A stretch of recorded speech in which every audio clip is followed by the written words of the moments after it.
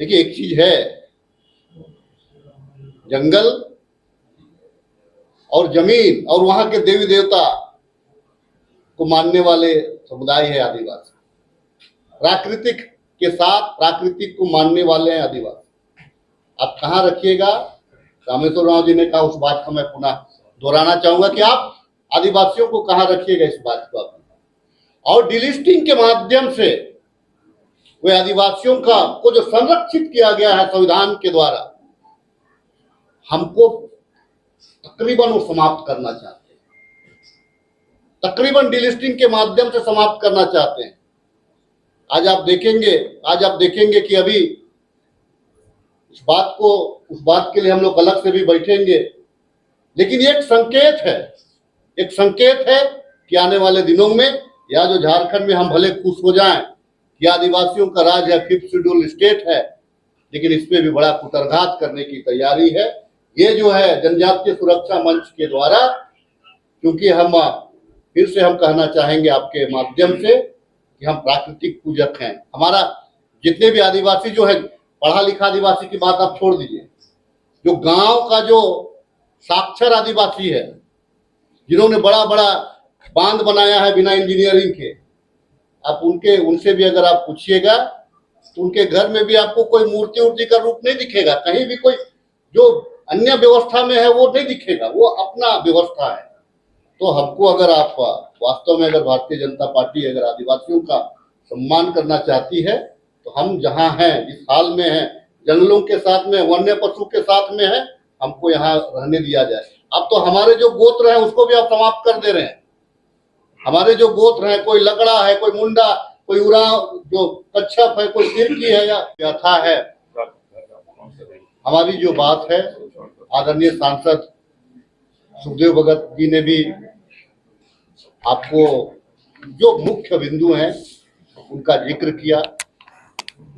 कानूनन संवैधानिक रूप से भी हम क्या हैं,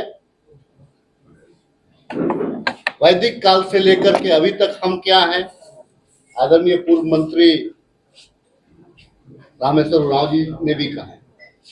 देखिए, ये जो 24 मई 2026 को जो जनजातीय सुरक्षा मंच के द्वारा जो सांस्कृतिक समागम का जो नाम दिया गया है, ये आदिवासियों को समाप्त करने का एक सुनियोजित षड्यंत्र है। हम सभी जानते हैं कि जब झारखंड प्रदेश अलग हुआ तो भारतीय जनता पार्टी के लोगों ने झारखंडी शब्द को लेने से तकरीबन वे लोग कतरा रहे थे। वे चाहते थे कि वनवासी या राज हो जाए।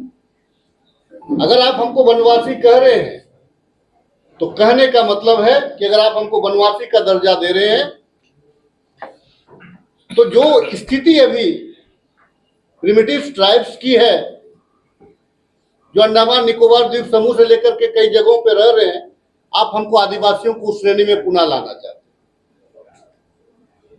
और एक चीज है, मैं आपको बता देना चाहता हूं, एक सुप्रीम कोर्ट का भी एक वर्डिक्ट है 2013 का, डबल बेंच ने एक टिप्पणी किया है कि आदिवासी इस देश के मूलवासी हैं। इस देश में जितने भी लोग आए वो आदिवासी के बाद आए, उनके साथ संघर्ष हुआ और आदिवासी पीछे हटते चले। आज के तारीख में जो भारतीय जनता पार्टी की जो मानसिकता है, आज वो आदिवासी शब्द को ही समाप्त करते हुए जो आदिवासी अस्तित्व है उसको समाप्त करना चाहते हैं। इस बात का समर्थन है। अगर उन लोगों में अगर इतना ही क्षमता है तो आप जो हमारा जो वर्ण व्यवस्था है, क्योंकि आप वर्ण व्यवस्था की भी आपका जो समागम है उसमें आप जिक्र कर रहे हैं, अगर आप में हिम्मत है तो आप आदिवासी को ब्राह्मण कह के देख लीजिए, क्योंकि ब्राह्मण हमारी एक अपनी संस्कृति है, अपना हमारा पूजा उपासना है। हम अपने जो शरणा स्थल है हम दूसरे को एंट्री करने नहीं देते हैं। अगर आप में दम है तो आप उस चीज को अनाउंस कर दीजिए। अगर क्योंकि हमारी व्यवस्था में क्षत्रियों की भी एक, जिसको हम महत्व के रूप में देखते हैं, सामाजिक के रूप में, घर रहने का मकान भर नहीं, ये खुशियों की तिजोरी है।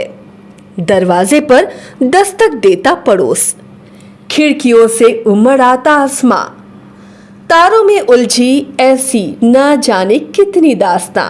कहती हैं चले डायमंड सिटी, एक सफर हम सफर के साथ अपने घर तक। Diamond city, life long bonding, 500 से ज्यादा खुशहाल डायमंड परिवार। जल्दी करें, सिर्फ 200 फ्लैट बाकी।